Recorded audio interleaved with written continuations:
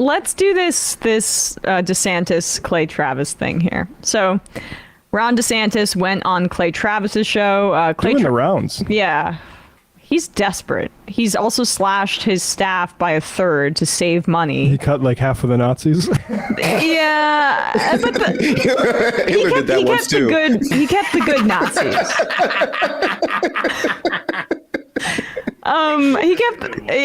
He's floundering, and honestly, it's almost like he's visibly shaking in this interview, even though it should be a layup because Clay Travis is a sports reporter from the right wing. Reporter is too generous. He's a right wing pundit, right? And Outkick is his outfit. Tomi Lahren has been hired there because she once said that something semi-positive about abortion rights, so she's been basically excommunicated.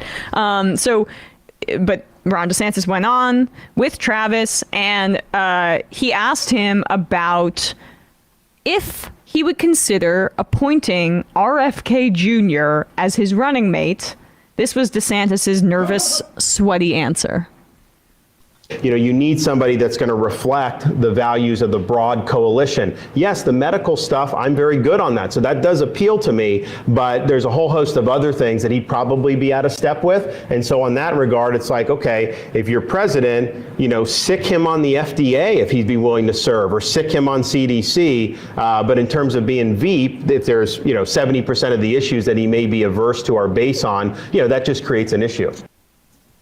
So he's saying that he would appoint RFK Jr. potentially. I mean, this isn't going to even happen, of course, but he is floating him for FDA or CDC head, which is hilarious. One, because DeSantis will never be president.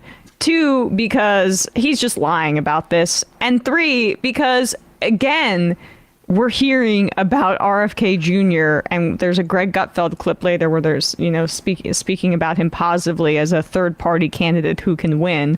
It's becoming clear that RFK Jr.'s presence in this campaign is a rat F word by Republican operatives. The majority of his donations are coming from Republicans. You got him photographed with Roger Stone, and Steve Bannon is pushing him all over the place. And so he's beginning to just be incorporated in the Republican zeitgeist. And I find that to be an interesting development. I don't know how effective it's going to be from a political perspective for these conservative freaks, but the transition is happening. Yeah, I mean, and it's not that he's exactly secretive about how he's to the right of the squad on Israel, for instance. I mean, I think we should be able to be done with RFK. I think we should be, but I think the problem is that the Republicans are going to keep talking about him. They wanted him to run in the Democratic Party. He'll eventually leave it. He'll go, pretend to, maybe he'll do some why I left the left thing or why I left the Democratic Party thing for the Republican Party. Yeah. But it's just, also DeSantis, his campaign is so goddamn online. It's just so online. No average Republican really wants or cares about RFK leading the CDC. It's so silly. RFK is an appeal to the worst part of the Republican Party base now, the most brain poisoned by anti-vaxxer propaganda for the past 3 years, the Bitcoin libertarians. And that's why it's really funny that he's in the Democrat primary. Because he just really doesn't belong there. And Republicans are going to keep paying him lip service for the rest of the campaign. Well, not Republicans, just DeSantis, because, he's probably really big in Miami. DeSantis is still trying to make sure he has support in his home Florida. So I can see RFK being a big Miami guy. He was at Bitcoin Miami. But, head of the FDA, head of the CDC, that's going to really alienate you from the rest of Americans who don't believe that viruses are caused by Chinese serpent blood. And again, I don't think the salience of running on COVID in the year 2024, which is when these elections are going to happen, is a real thing at this point. Like, I mean, why it's so backwards facing. Most Republicans didn't even give a crap about masks when the pandemic was raging before vaccines. And now we're going to still be like, oh, let's go tit for tat versus Trump on COVID. I mean, this dude is flailing. He's got nothing. Well, I mean, I think I'm talking to a bunch of people here right now who, unlike Ron DeSantis, hasn't seen that video of RFK Jr. shirtless, pumping iron, jacked as all can be, as hell. You know, I don't even know how to describe how jacked he was. Well, totally natural looking. I can describe it in milligrams of testosterone, of exogenous. Milligrams or metric tons? What are we talking about here?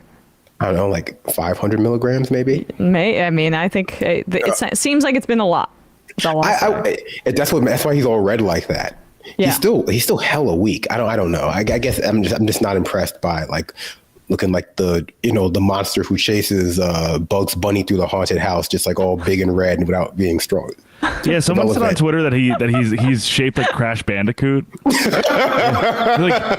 He's like a cone. Like his body is like cone-like. He's like an upside down bugle shape. Yeah. All those guys, very odd. All those guys 50 plus who are on all that tea like look so red. I mean, Rogan is a cherry tomato on his podcast. And I mean, anyway. Well, anyway, when we're poor because we haven't hedged the inflation with Bitcoin, RFK is going to have the last laugh. Yeah. Well, and a lot of Bitcoin, which he has like 6 figures, I think. Last I heard. That's a coincidence that he's running 5 on figures how soon. Bitcoin is democratizing and the future, and don't even worry about the environmental impact. I care about the environment, and I say it's no big deal. So yeah. Also, Clay Travis should get some diet tips from Ron DeSantis. You mean the Ozempic prescription hookup? Yeah, okay, exactly. Right. Clay Travis has ever commented on people's appearance. Right. Yeah. I don't care about making fun of these guys' appearances when they're that despicable, to be honest with you. Let's do this. We're talking about buff people, though, and Ron DeSantis. There was a really interesting story that came out the other day. This former WWE wrestler with their young training grounds promotion. Like they have like the main shows, Raw and SmackDown, and there's a show with just like the upcoming stars called NXT. This former WWE wrestler with NXT, their performance center where they trains in Florida, and she shared an interview she did on her TikTok where she talked about how one day they got a call saying they needed to come down to the performance center on a Saturday morning and do an impromptu show because Ron DeSantis called the company and he wanted to take his kids to a wrestling show. So they provided a private pro wrestling show at the NXT Performance Center for Ron DeSantis and family. Insane that like he calls up Vince McMahon, I guess, and asks for this, and the company jumps to make this happen. Very, very weird.